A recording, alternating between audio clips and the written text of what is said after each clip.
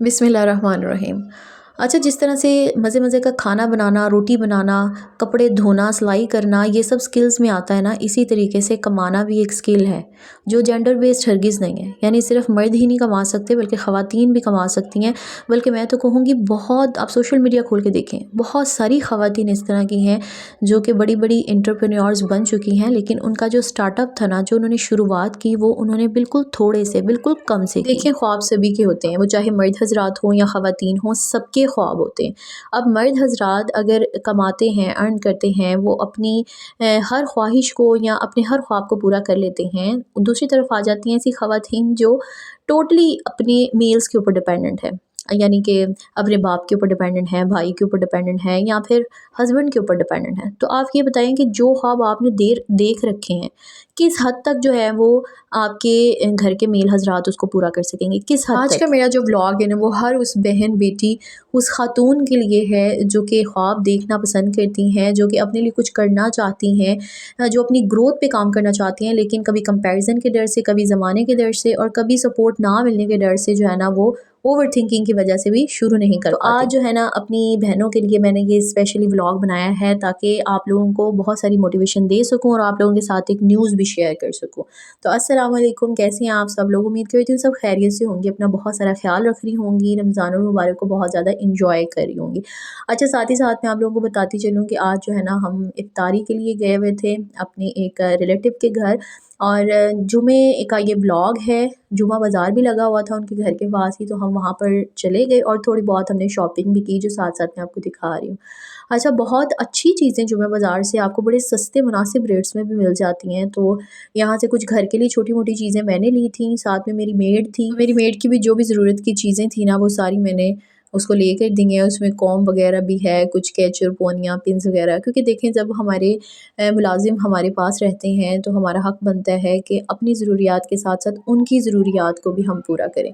और ये एक ड्रेस था जो कि मैंने ऑर्डर किया हुआ था, ये ऑर्डर भी यहाँ से रिसीव कर लिया। अच्छा, यहाँ पर इससे पहले कि कोई कहे कि आपने मेड को जुमे बाज़ार से ले दिया ड्रेस और ख़ुद जो है वो आप ब्रांड का पहन रही हैं, तो देखें, उस चीज़ को मैं पहले ही क्लियर कर देती हूँ कि हमारी जो है ना, बाज़ दफ़ा मजबूरियाँ बन जाती हैं कि हम ऐसी सोसाइटी के अंदर हमें मूव करना पड़ता है जहाँ पर हम अपने स्टैंडर्ड से नीचे नहीं आ सकते। और वहीं पे हमारी मेड है जो कि इस ड्रेस पे भी बहुत खुश थी कि मैंने उसको उसकी पसंद का लेकर दिया है, साथ में स्टॉलर्स, पिन्स वगैरह, मतलब जो चीज़ें उसकी ज़रूरत की थी वो सब कुछ मैंने लेकर दिया है।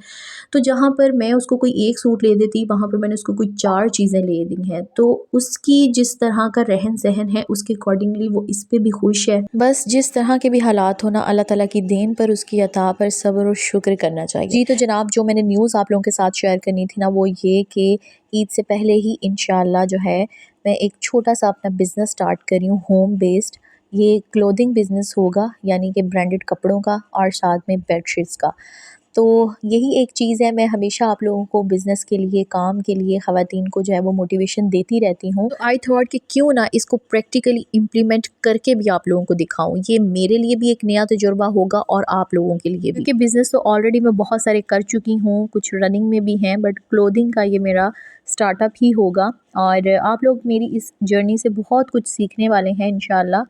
और एक बात आप लोगों को मैं बताती चलूँ कि इस बिज़नेस के लिए मैंने पैसे किसी से नहीं लिए, यानी मैंने अपने हस्बैंड से या किसी मेल से पैसे नहीं लिए, बल्कि अपनी ही पॉकेट मनी को जमा करके मैंने ये रकम इकट्ठी की है, कुछ कमेटियाँ वगैरह डाली हैं, और उसी से जो है ना, ये मैं स्टार्ट लेने वाली हूँ। और आई बिलीव कि अगर आप कंसिस्टेंट रहते हैं, बहुत ज़्यादा मेहनत करते हैं, हार्ड वर्क करते हैं, अल्लाह ताला से दुआ मांगते हैं, आप कोई भी काम स्टार्ट करें, वो आपका कामयाबियों की तरफ ही जाता है। एंड जब मैंने अपना यूट्यूब चैनल स्टार्ट किया था ना, उस टाइम में भी मुझे हर तरफ से क्रिटिसिज्म को ही फेस करना पड़ा, बट मैं रुकी नहीं। और देखिए, अल्हम्दुलिल्लाह आज जो है मेरे अच्छे खासे लोग मेरे साथ जुड़ चुके हैं, मेरी एक यूट्यूब फैमिली बन चुकी है, इतने अच्छे अच्छे सब्सक्राइबर्स हैं जो रेगुलरली मेरी वीडियो भी देखते हैं। आपके प्यारे प्यारे कमेंट्स की वजह से मुझे और हौसला मिलता है, मज़ीद वीडियोस बनाती हूँ, एनर्जेटिक फ़ील करती हूँ, और वो सारे क्रिटिसिज्म जो होते हैं ना, वो मुझे भूल जाते हैं। फिर ये सच बात है कि लोग आपकी स्ट्रगल नहीं देखते हैं, लेकिन एक दफ़ा जब आप कामयाब हो जाते हैं, फिर वो कहते हैं ना, हर कोई चढ़ते सूरज न्यू सलाम करता है। तो मैं तो इस बात पे बिलीव करती हूँ कि एक ख़ातून को मजबूत होना चाहिए। अगर एक ख़ातून मजबूत है, इसका मतलब है एक बहन मजबूत है, एक बेटी मजबूत है, एक माँ मजबूत है। और अगर हमारी बहन, माँ, बेटियाँ मजबूत है ना, तो समझे पूरा माशरा मजबूत है। देखिए, जो माँ होती है ना, वो कम्प्लीटली अपने बच्चों के लिए रोल मॉडल होती है और माँ की खसूसियात जो हैं वो बच्चों के अंदर अल्टीमेटली डेवलप होना शुरू हो जाती हैं, क्योंकि बच्चे जो हैं वो अपनी माँ के साथ बहुत सारा टाइम गुजारते हैं, माँ उनकी परवरिश करती है। और अर्ली जो एजुकेशन है ना, मतलब वो कहते हैं ना कि अर्ली जो एजुकेशन है वो माँ की गोद से आती है। अगर माँ के अंदर ही डिसीजन मेकिंग पावर नहीं होगी, फैसला करने की कुव्वत नहीं होगी, तो फिर बच्चों में कहाँ से आएगी। आप खुद नोट कर लीजिएगा, एक ऐसी खातून जो कमाती भी हैं और एक ऐसी खातून जो सिर्फ खातून खाना ही हैं, दोनों की जो कॉन्फिडेंस है उसमें ज़मीन आसमान का फ़र्क होगा। खैर यही था जी मेरा आज का व्लॉग। उम्मीद करती हूँ आप लोगों को वीडियो पसंद आई। अगर नहीं भी पसंद आई तो लाइक ज़रूर कर दीजिएगा और एक प्यार सा कमेंट भी कर दीजिएगा। आप लोगों की दुआओं की, आप लोगों की सपोर्ट की बहुत ज़्यादा ज़रूरत है। और यहाँ पे ये देखें जी, मैंने ब्रेड पिज़्ज़ा भी बना लिया जल्दी से। ये ब्रेड पिज़्ज़ा झटपट बनता है और बड़ा ही टेस्टी बनता है, बच्चों को लंच बॉक्स के अंदर भी दे सकते हैं।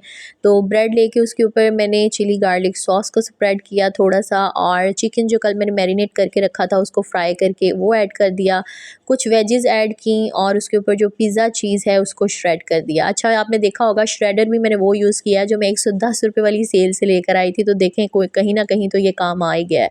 बाकी मैंने इसको बेक जिस ओवन में किया है वो एनेक्स का ओवन है। अगर आप बेकिंग का स्टार्टअप लेना चाहते हैं ना, यानी कि अभी शुरुआत करना चाहते हैं, सीखते हैं, तो एनेक्स की जो चीज़ें हैं ना वो बहुत ज़बरदस्त होती हैं। जी अपना ख्याल रखिएगा। अल्लाह हाफ़िज़।